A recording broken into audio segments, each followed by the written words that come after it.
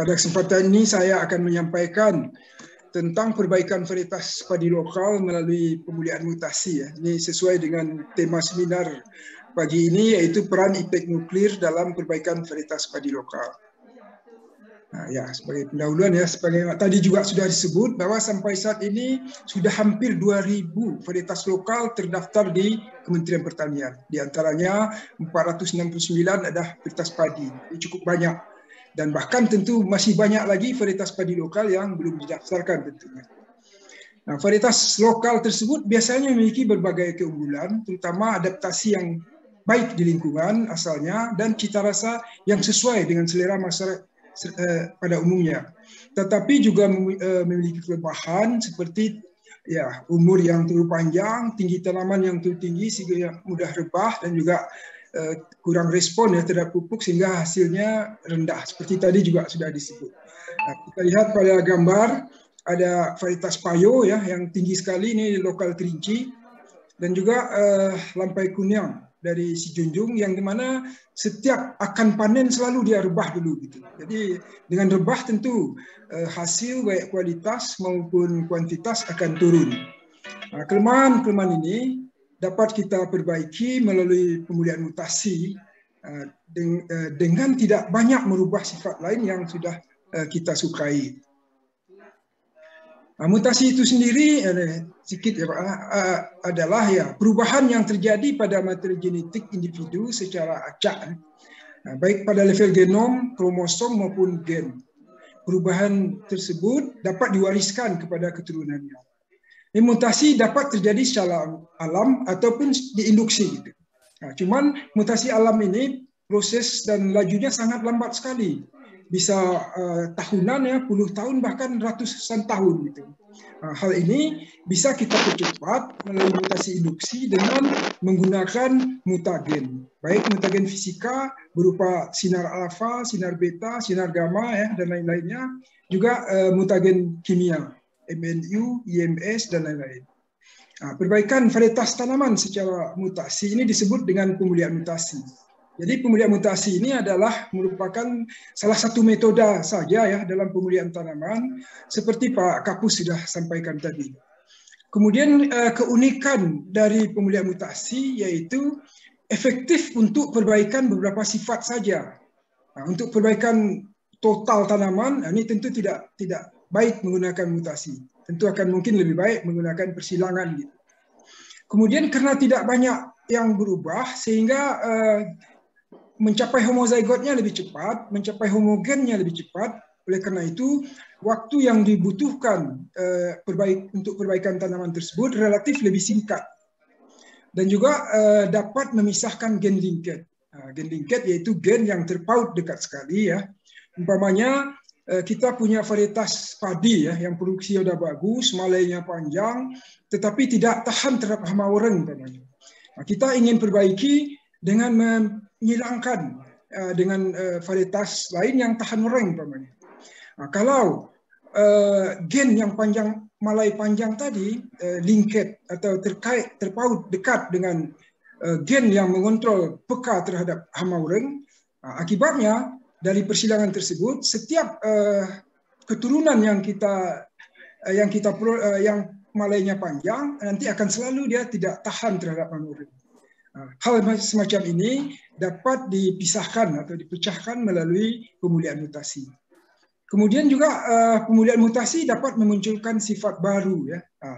Contohnya begini misalnya seperti tadi juga kita punya varietas padi yang produksinya sudah bagus, umurnya sudah genjah ya, tinggi tanamannya juga sudah ideal. Tetapi tidak tahan terhadap hama oreng umpamanya. Kita ingin memperbaiki menjadi dia tahan, tetapi kita tidak punya sumber genetiknya gitu. Nah, melalui pemulihan mutasi ini memungkinkan untuk munculnya sifat tahan oreng ya, walaupun kita tidak punya sumber genetiknya. Jadi sifat baru di sini maksudnya hal yang seperti itu. Juga pemulihan mutasi sangat membantu dalam perbaikan tanaman tahunan. Kalau tanaman tahunan kita tunggu berbunga, tentu perlu waktu lama sekali. Nah, dalam hal ini untuk membuat keragaman ya pada tanaman tahunan ini bisa kita lakukan melalui iradiasi mata tunas atau radiasi tisu atau cell culture untuk tanaman yang diperbanyak secara tisu atau cell culture. Namun demikian, pemulihan mutasi juga punya kelemahan, yaitu mutasi bersifat random. Kadang-kadang muncul pertanyaan, kalau begitu mutasi ini sama saja kayak seperti menembak di dalam gelap gitu, nggak tahu sasarannya apa gitu. Untuk mensiasati ini, biasanya kami bekerja terlebih dahulu targetnya ditetapkan, ditentukan targetnya apa, kemudian dan bekerja dalam populasi yang besar, bisa ratusan ribu populasi di sini. Umpamanya pada perbaikan varietas padi lokal, kita sudah tahu kelemahan dari padi lokal itu adalah umur dan tinggi tanaman yang tinggi. Kemudian kita buat generasi kedua dalam populasi yang besar sampai 300-an ribu tanaman umpamanya. Kemudian pada populasi yang berseriasi itu kita fokus seleksi pada tinggi dan umur saja. Gitu. Oleh karena itu dan karakter lainnya nanti diseleksi, nanti diuji. Dan demikian tentu tidak gelap-gelap sekali jadinya, jelas targetnya apa. Kemudian iradiasi ini dapat dilakukan pada biji umpamanya untuk tanaman padi, pada mata tunas untuk tanaman tebu umpamanya, atau bisa juga pada semua bagian tanaman kalau kita punya fasilitas seperti gamma field ya atau gamma greenhouse itu. Jadi kita bisa tanam tanaman itu di lingkungan gamma field tersebut, atau kita bawa tanaman dalam pot ke gamma greenhouse, itu bisa diradiasi sepanjang waktu dia. Bisa juga radiasi gamet atau polen ya atau egg cell dengan membawa tanaman yang sedang berbunga ke fasilitas iradiator. Bisa juga radiasi tisu atau sel untuk tanaman yang diperbanyak secara tisu atau cell culture. Ini adalah perbedaan mendasar ya antara pemuliaan mutasi dengan persilangan. Kalau pemuliaan mutasi kita menggunakan banyak sel. Kita bekerja dalam banyak sel, sementara persilangan kita bekerja dalam satu sel. Umpamanya ini genetically effective cell, maksudnya itu titik tumbuh ya, inisial sel ya. Jadi pada titik tumbuh itu biasanya terdiri dari beberapa sel. Umpamanya padi, umpamanya pada benih padi, taruhlah terdiri dari 3 sel. Kemudian setelah diradiasi hanya satu sel yang termutasi gitu, menjadi heterozygot. Kemudian sel pada inisial sel ini membelah untuk membentuk tanaman. Tanaman M1 ya generasi pertama ini disebut kimera karena dia terdiri dari satu jenis sel atau lebih. Ini terdiri dari 2 jenis sel kalau digambar. Oleh karena itu nanti segregasi pada generasi berikut atau generasi kedua itu dia tidak mengikuti kaidah hukum Mendel. Ini adanya. Berbeda dengan yang persilangan. Persilangan kita bekerja dalam satu sel. Walaupun kita silangkan gamet jantan dengan gamet betina, nanti dia melebur menjadi satu sel yang disebut zigot, yang bersifat heterozygot. Kemudian satu sel zigot membelah untuk membentuk tanaman F1, tetapi dia tetap kondisinya heterozygot dan disebut F1 itu heterozygot. Ini nanti segregasinya akan mengikuti kaidah hukum Mendel. Kemudian efek radiasi pada M1 ya, ada beberapa efeknya. Yang pertama faktor atau poin mutasi. Ini mutasi hanya terjadi pada satu pasangan basa atau satu base pair. Mutasi semacam inilah yang sangat bermanfaat dalam program pemulihan tanaman. Ada juga menyebabkan kerusakan kromosom ya, bisa deletion, insertion, dan bahkan bisa merubah jumlah kromosom ya, aneuploid. Dan juga menimbulkan kerusakan fisiologi. Kalau kerusakan fisiologi tentu tidak diturunkan pada generasi berikutnya. Kemudian efek radiasi pada M1 ini dapat juga digunakan pada originality dosis untuk mendapatkan dosis yang tepat pada program pemulihan tanaman. Nah, dosis yang tepat itu adalah dosis di mana frekuensi mutasinya tinggi tetapi kerusakan kecil. Nah, ini biasanya kita lakukan pendekatan melalui LD50. letal dosis 50. LD50 bisa kita peroleh dengan menanam beberapa atau ya tanaman M1 yang sudah diradiasi berbagai dosis. Kemudian seperti pada gambar ya, kemudian kita amatin tingginya saja pada tahap seeding dah cukup. Melalui data dari tinggi tanaman ini kita buat grafik, dan dari grafik ini kita tarik garis dari 50% pertumbuhan ke kurvanya dan ditarik lagi ke dosis. Akhirnya didapatlah LD50. Dosis yang tepat itu biasanya 25 sampai 50% di bawah LD50. Kalau untuk tanaman padi jatuhnya sekitar 200 sampai 300 gray. Ini efektivitas radiasi pada M2 ya. Pada generasi kedua itu hal yang paling mudah terlihat dan sering terlihat adalah mutasi klorofil atau mutan klorofil, bisa berupa albino ya, viridis, santa, striata, zonata, tigrinia dan lain-lainnya. Ini seperti pada fotonya ini juga. Cuman di antaranya ada yang seperti albino ini dia tidak bisa hidup lama, paling hanya seminggu 10 hari dia udah mati. Karena tidak punya butir hijau daun ya atau klorofil. Sementara yang lain bisa hidup, tetapi daun yang berikut akan tumbuh normal ya, sehingga nanti di stadia lanjut kita nggak melihat lagi mutasi klorofilnya. Oleh karena itu kalau pengamatan mutasi klorofil memang sebaiknya hanya bisa dilakukan di saat stadia awal saja. Biasanya digunakan untuk penanda ya. Kalau pada populasi M2 kita sudah muncul mutasi klorofil, ya kita yakin bahwa materi kita sudah diradiasi dengan dosis yang tepat. Ini tahapan dari pemeliharaan mutasi. Secara umum ini memang benih diradiasi. Tujuan radiasi adalah untuk membuat keragaman genetik ya. Untuk tanaman padi biasanya kita radiasi setidaknya untuk tanaman M1 ini ditanam 10.000 tanaman M1 gitu. Kemudian per dosisnya. Kemudian asumsi kita setiap tanaman M1 ini masing-masingnya berbeda satu sama lain karena sudah diradiasi, sudah terjadi mutasi. Untuk mempertahankan keragaman yang sudah ada, makanya semua tanaman M1 kita panen. Memang di M1 kita tidak lakukan seleksi karena mengingat kemungkinan juga akan ada tadi kerusakan fisiologi yang tidak diwariskan pada generasi berikut. Jadi untuk efisiensi kita seleksi biasanya hanya di generasi kedua saja. Setelah M1 dipanen atau benih M2 dipanen semua, untuk padi setidaknya 1 malai per tanaman. Kemudian masing-masing malai tadi kita tanam setidaknya 20 sampai 30 tanaman per malai atau per M1, dan kalau variasi muncul pada M2, itulah yang kita yakini mutasi genetik gitu. Itu kita yakini nanti diwariskan ke generasi berikutnya.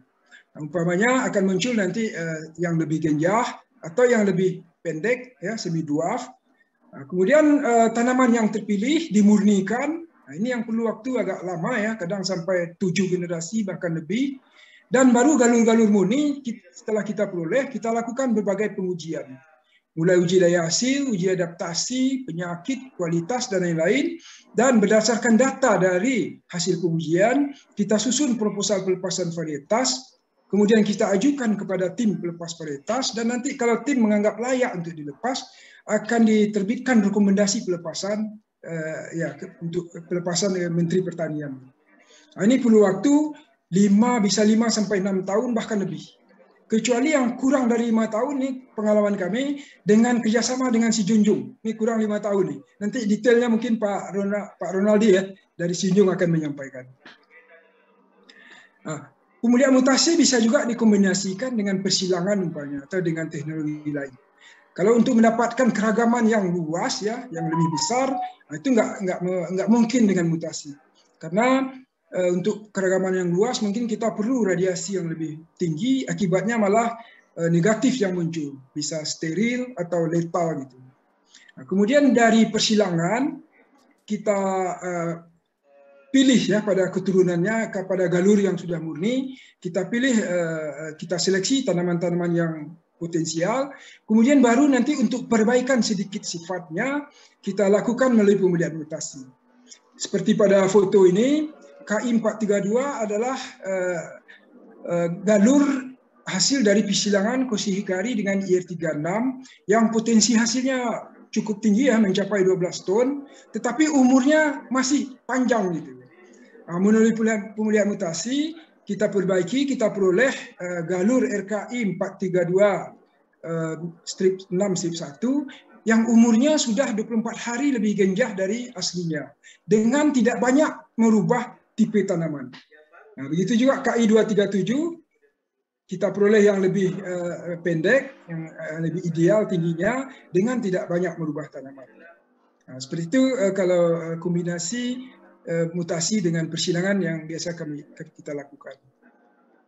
Nah, sekarang perbaikan varietas padi lokal, ya. Seperti tadi sudah disampaikan juga ya, latar belakang dari perbaikan varietas padi lokal ini karena tersedia berbagai varietas padi lokal di hampir semua daerah Indonesia dan sangat disukai masyarakat setempat karena adaptasinya yang baik di daerah itu dan rasa nasi yang sesuai dengan selera masyarakat setempat, tetapi kelemahannya umur dan tinggi yang terlalu tinggi sehingga mudah rebah.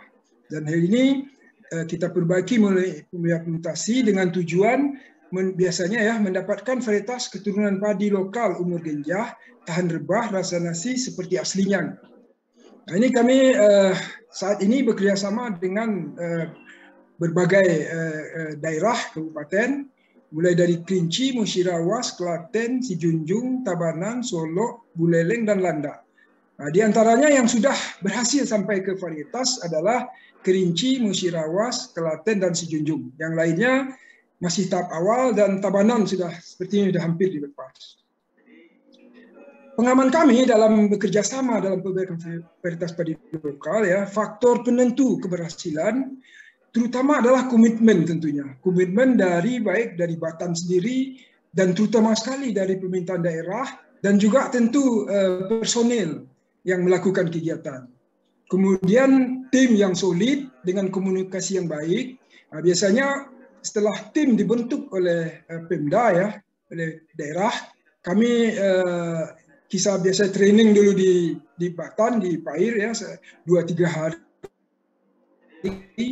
untuk menyamakan persepsi dan bahasa, dan selanjutnya bisa kita lanjutkan komunikasi melalui WA umpamanya atau telepon atau email atau bahkan Zoom ya, Zoom meeting.